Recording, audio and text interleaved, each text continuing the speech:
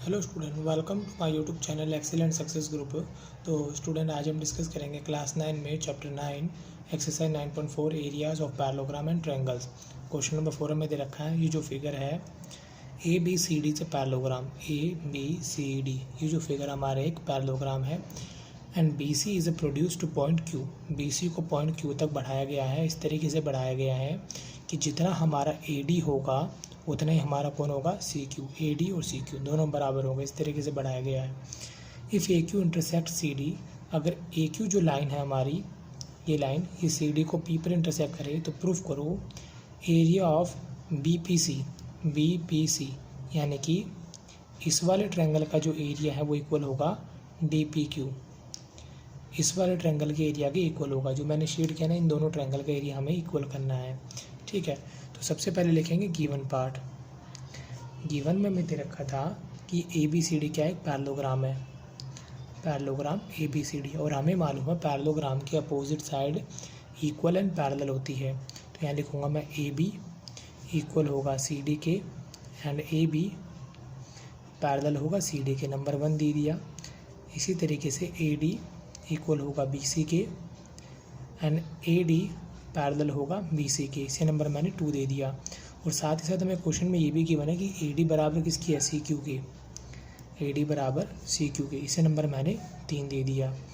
और हमें 2 प्रूफ करना है कि area of triangle B P C equal होगा area of triangle D P Q के। ये बात हमें प्रूफ करनी है। तो इसे प्रूफ करने के लिए मैंने की कंस्ट्रक्शन, मैंने ज्वाइन कर दिया ए को सी के साथ, ज्वाइन ए सी, ठीक है। तो इसको मैं रेड कलर से ज्वाइन कर देता हूँ। ये हमारी ज्वाइनिंग लाइन आ गई। आने के बाद अब ज़रा ध्यान से देखा जाए, देखो ये दोनों लाइनें पैरेलल हैं, जैसे कि हमें क्वेश्चन में गिवन था। ये दोनों लाइनें पैरेलल हैं, ए बी। अगर A B parallel C D के, अगर मैं इस लाइन को थोड़ा छोटा कर दूं और क्या बना दूं इसका मैं सिर्फ पी सी, तो लाइनों को छोटा या बड़ा कर देने से फ़र्क नहीं पड़ता।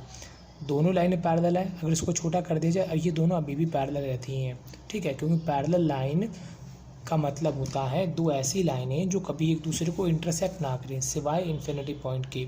तो ये दोनों लाइन अगर पैरेलल हैं, अगर इसमें से मैं छोटा सा पार्ट कट करके बाहर निकाल दूँ तो ये दोनों अभी भी क्या रहेंगी, पैरेलल ही रहेंगी। तो अगर मेरा A B parallel C D के है तो ए बी सी पी के भी क्या होगा, पैरेलल होगा, ठीक है। अगर दो पैरेलल लाइन के बीच में, अगर दो पैरेलल लाइन के बीच में अगर कोई ट्रायंगल बनते तो उनका एरिया क्या होगा, इक्वल होगा। यानी ट्रायंगल हमारा बी पी सी, इस वाले ट्रायंगल का जो एरिया होगा वो इक्वल होगा area of triangle A P C के।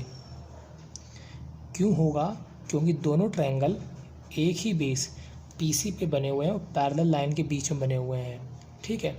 दो ट्रायंगल अगर एक ही बेस पे हो, बिटवीन पैरेलल लाइन के बीच में, तो उनका एरिया क्या होता है, इक्वल होता है। तो यहाँ लिखता हूँ मैं ए बी हमारी पैरेलल है सी पी के, ठीक है। क्यों है, क्योंकि ए बी पैरेलल थी सी डी के, इसके पैरेलल है तो इसके भी पैरेलल होगी।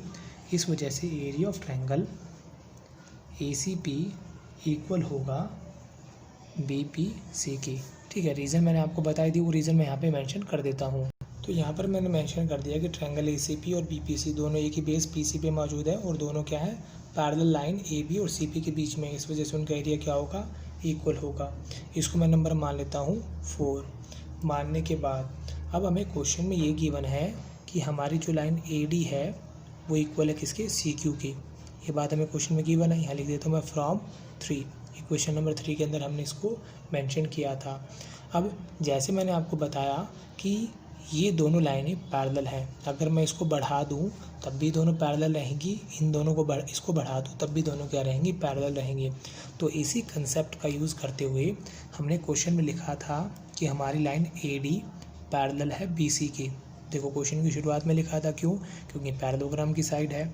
अगर ये दोनों लाइनें पैरेलल हैं तो मैं इस लाइन को थोड़ा और आगे बढ़ा दूँ, सी क्यू, ए बी सी को बढ़ाने पे तो सी क्यू बनी हमारी, इससे थोड़ी अलग थोड़ी ना सी क्यू लाइन। तो अगर A D parallel B C के है तो बी क्यू के भी पैरेलल होगी, ठीक है। और अगर इसको छोटा कर दूँ सी क्यू, तो ए डी पैरेलल भी होगी किसके, सी क्यू के। तो यहाँ लिखता हूँ मैं ए डी पैरेलल होगी सी क्यू की। क्लियर है? ए डी इक्वल भी है, ए डी पैरेलल है सी क्यू के। अगर हम किसी क्वाड्रिलेटरल का वन पेयर प्रूफ कर देते हैं वो इक्वल भी और पैरेलल भी है तो वो बन जाता है पैरेललोग्राम। तो हमारा जो पैरेललोग्राम बना है वो कुछ इस तरीके से बना है। मैं आपको मेंशन दिखा देता हूँ यहाँ पे करके। ये कुछ इस तरीके से होगा। ये ए है, डी, क्यू एंड सी।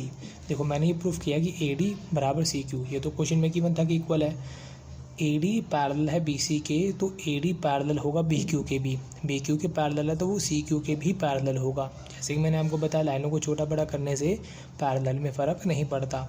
ये दोनों लाइनें इक्वल भी हैं और पैरेलल भी हैं तो क्या बन जाएगा ये पैरेललोग्राम। यहाँ लिखूँगा मैं one pair of opposite side of a quadrilateral are equal and parallel then it will be a parallelogram।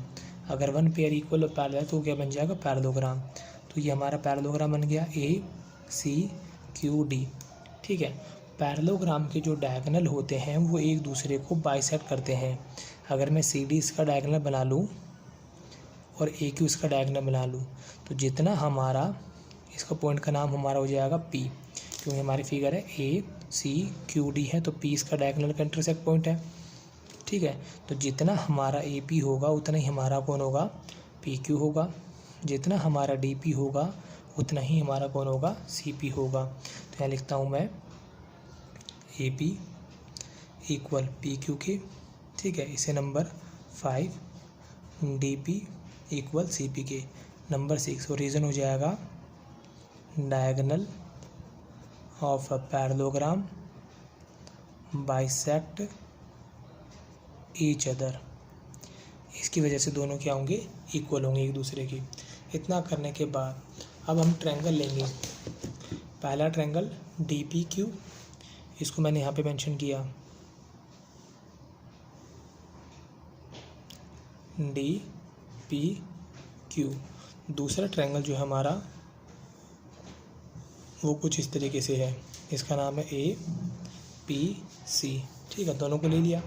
अब यहाँ पर जो बनने वाली शेप है इनकी ध्यान से देखना, ये जो बनने वाली शेप है क्या बनाते हैं एक दूसरे के अंदर एक्स बनाते हैं और एक्स के अंदर ये दोनों एंगल एक दूसरे के इक्वल होते हैं। इन्हें कहते हैं वर्टिकली अपोजिट एंगल। इस वजह से मेरा एंगल ये वाला और ये वाला, ये और ये दोनों एंगल क्या होंगे इक्वल होंगे। साथ ही साथ डी पी बराबर है सी पी की। ये बात कैसे पता लगा देखो ज़रा, यहाँ प्रूफ किया था हमने किसके डायगोनल एक दूसरे को बाइसेक्ट करते हैं। डी पी बराबर क्या है सी पी के। इसको सिंगल लाइन कर लो क्योंकि डबल लाइन मैंने यहाँ पे यूज़ कर चुका हूँ ऑलरेडी। डी पी बराबर सी पी के, डी पी बराबर सी पी के। और ए पी बराबर किसकी होगी पी क्यू की। ए पी बराबर पी क्यू की बात भी क्वेश्चन में गिवन है। तो दो कॉरेस्पॉन्डिंग साइड के बीच का एंगल, दो कॉरेस्पॉन्डिंग साइड के बीच का एंगल अगर इक्वल हो तो वो दोनों ट्रायंगल क्या होंगे कॉन्ग्रुएंट होंगे। तो यहाँ लिखता हूँ मैं in triangle A P C and Q P D दोनों ले लिए मैंने। फिर लिखूँगा सी पी बराबर है डी पी के और रीज़न हो जाएगा हमारा ये रहा सी पी बराबर डी पी फ्रॉम 6 के अंदर।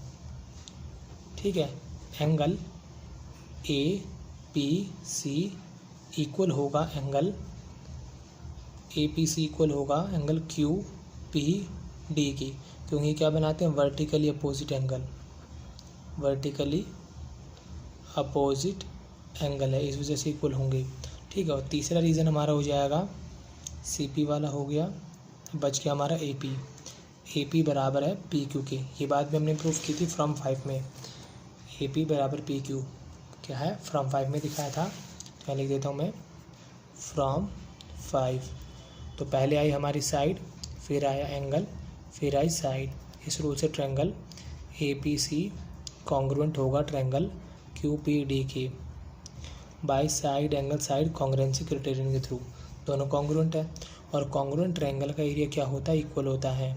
APC इक्वल होगा एरिया ऑफ DPQ के। ठीक है, दोनों कॉन्ग्रुएंट तो उनका एरिया भी क्या होगा, इक्वल होगा। और रीज़न हो जाएगा हमारा congruent triangle have a equal area, congruent triangles have a equal area. अगर दो शेप कॉन्ग्रुएंट होगी तो उनका एरिया इक्वल होता है। इसको नंबर दे देता हूँ मैं, मेरा 6 तक हो गया था, इसे नंबर देता हूँ मैं 7। अब हम यहाँ पर यूज़ करेंगे इक्वेशन नंबर 4 का और 7 का, इन दोनों का यूज़ करेंगे फ्रॉम 4 एंड 7। तो पहले मैं 7 को ही लिख देता हूँ यहाँ पे। Area of triangle APC equal है एरिया ऑफ ट्रायंगल DPQ, दोनों को लिख दिया। अब यहाँ पर देखो ज़रा, इसमें हमारा जो ACP बोल लो या APC बोल लो, एक ही बात है। ये किसके बराबर है, BPC के, तो मैं इसको बराबर रख दूँगा BPC के, एरिया ऑफ ट्रायंगल BPC। ठीक है, लिख दिया। हमें प्रूफ करना था कि BPC बराबर किसके है, DPQ के। BPC बराबर किसके आ रहा है, DPQ के। तो इन दोनों को एक साथ लिख दो बस, क्योंकि है तो तीनों एक दूसरे के बराबर। यहाँ लिख दिया BPC बराबर है DPQ के। ठीक है, बस हो गया क्वेश्चन, यही बात हमें प्रूफ करनी थी, हैंस प्रूव्ड। इसी के साथ हमारा क्वेश्चन नंबर 4 यहाँ पे कंप्लीट हो। उम्मीद करता हूँ स्टूडेंट आपको क्वेश्चन समझ में आ गया होगा। अगर आपको वीडियो पसंद आए तो वीडियो को लाइक करें, शेयर करें, कमेंट करें और इस चैनल को जरूर सब्सक्राइब कर लें। मिलते अगले वीडियो में। Okay, bye bye, thank you.